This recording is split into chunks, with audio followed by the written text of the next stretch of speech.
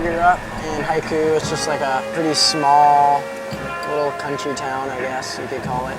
It's kind of in the forest. Everyone knows everybody. I plan on living there the rest of my life. And just down the road is Ho'okipa, which is our home surf break, and it's also the windsurfing capital of the world.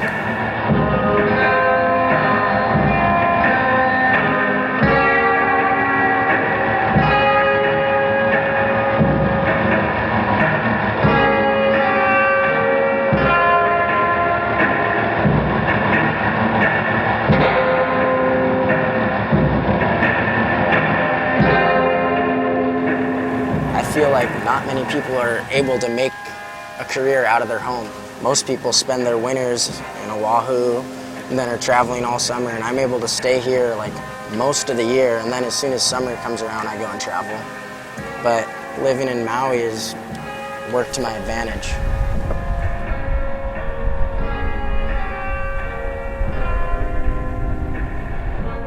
When I was young, my parents really wanted me to learn an instrument, so they made me take guitar lessons. I'm only doing it if a friend goes with me. I did not want to do it. Like, I was like, this is the last thing I want to do.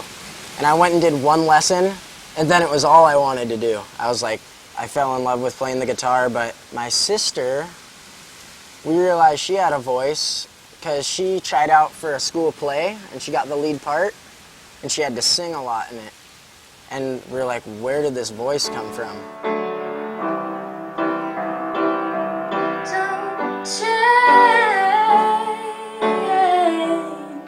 I need you this way. So far. Woo! Woo! Oh, it's very hot. I didn't really get heavily into surfing until I was like 12, 13 years old. And I was super into skateboarding. I wanted to be a pro skateboarder. My dad, I remember him yelling at me every day, you need to get a fucking job. Like, when I was your age, I was already busting my ass. No one was helping me out. He wanted me to go down to Mama's Fish House, which is like a minute down the road from where we were living. He's like, you need to go apply for a job today. And I was gonna go do it, and I wasn't wearing a collared shirt. And he made me like go home and put nicer clothes on and then go down. And I went down and applied for a job and had like an interview and stuff. And then I got hired as a dishwasher. And I was super small for my age. So I was this tiny little howly kid in the kitchen with these like big Hawaiian dishwashers. And I remember I worked one day for 4 hours, and that was the day I decided I want to be a pro surfer.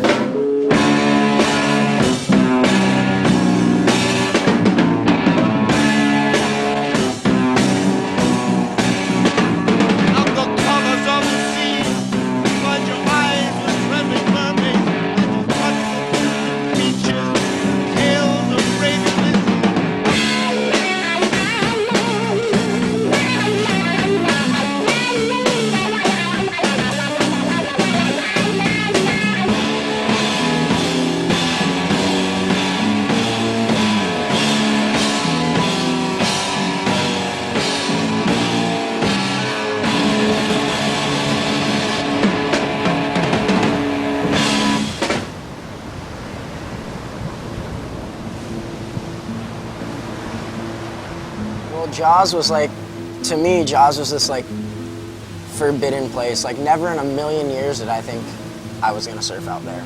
And my friends, they all grew up like knowing that's what they were gonna do one day.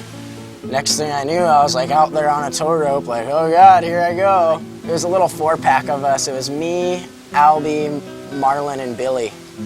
And we'd go out there every single swell, and we were just addicted to it. I'd say when I was probably 17, my buddy Marlon got a crossbow, and we were really into spearfishing our whole lives. Well, we can kill fish and eat them, and it's like the coolest thing ever. Why don't we, now we can catch meat? Like, all right, let's do it. So we would go, and we had no idea what the rules were or anything. All we do is we had a crossbow, and we were like, okay, let's go hike through this forest or that forest. We had no idea it was illegal or anything. And then over time we kind of learned and we're like, oh, that's called poaching. Like, what are we doing? Lots of people frown upon hunting and hunters, but what they don't realize is the meat you buy at stores is usually pumped with hormones, and the animals are raised in terrible environments, tiny cages, and they're pretty much tortured their whole life. We hunt them in a much more humane way than they're killed in, say, a slaughterhouse.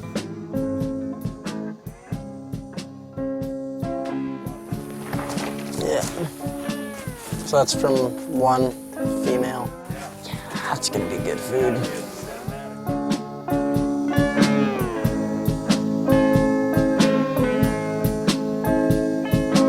Open up the door, lay the orange juice on the floor. Like, I can't wait till I'm an old man, like watching the little Groms that are like 4 or 5 years old now, like just smoking us and what we were doing. Like, so if I can do anything to contribute to them getting psyched and, you know, progressing the sport, that's my whole goal, the long-term goal, I guess. So grab yourself a spot and settle down a while, 'cause it's getting hard to think, and my clothes are starting to